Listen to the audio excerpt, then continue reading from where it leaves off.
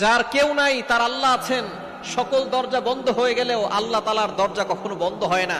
সুতরাং আপনি নিরাশ হবেন না, আল্লাহর উপরে ভরসা রাখুন।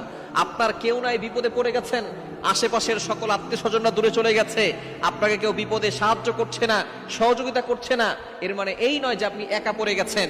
যার কেউ নাই তার একজন আছেন, তিনি হচ্ছেন আল্লাহ।